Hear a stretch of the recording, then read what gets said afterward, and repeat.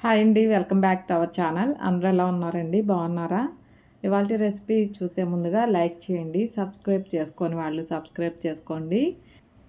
ఇవాళ రెసిపీ వచ్చి carrot mango rice అయితే ప్రిపేర్ చేస్తున్నానండి. పిల్లలకి పొద్దున్నే లంచ్ బాక్సుల్లోకి పెద్దగా కంగారు పడాల్సిన అవసరం లేకుండా చక్కగా చాలా ఈజీగా అయిపోయేలాగా క్యారెట్ మ్యాంగో రెండు కలిపి చక్కగా రైస్ ఇలా ప్రిపేర్ చేయండి. చాలా ఈజీగా అయిపోతుంది, టేస్ట్ కూడా బాగుంటుంది. క్యారెట్ మ్యాంగో రైస్ ప్రిపేర్ చేసుకోవడానికి ముందుగా స్టవ్ మీద గిన్నె పెట్టుకొని తగినంత ఆయిల్ వేసుకోవాలి.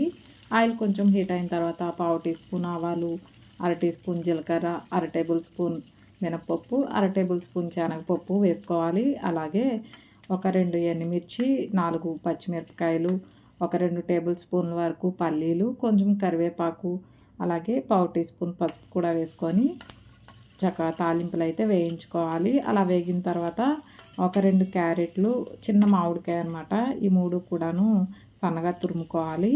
ఇలాగ తాలింపు కూడా వేగిన తర్వాత సన్నగా తురుముకున్న క్యారెట్ వేసుకొని కొంతసేపు మగ్గించుకోవాలి. క్యారెట్ మరీ ఎక్కువసేపు వేగనవసరం లేదు, 1 నిమిషం పాటు మగ్గితే సరిపోతుందన్నమాట. ఇలా 1 నిమిషం పాటు మగ్గించుకున్న తర్వాత మామిడికాయ తురుము కూడా వేసుకొని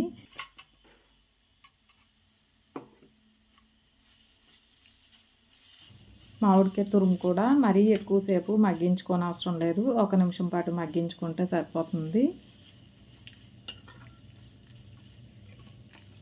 ఇలా అంతా కూడా ఒకసారి కలిపేసుకున్న తర్వాత రుచికి తగినంత సాల్ట్ వేసుకోవాలి.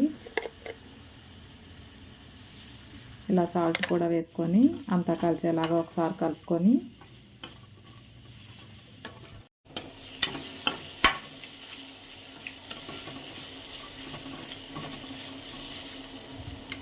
కొంతసేపు మగ్గించుకున్న తర్వాత రైస్ వేసుకోవాలి.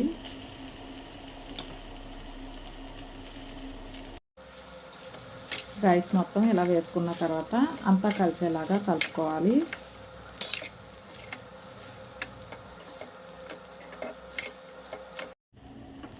అంతా కూడా కలిసేలాగా ఇలా కలుపుకొని ఉప్పు సరిపోయిందో లేదో ఒకసారి చూసుకొని, సరిపోకపోతే ఇంకొంచెం అయితే వేసుకోవచ్చు.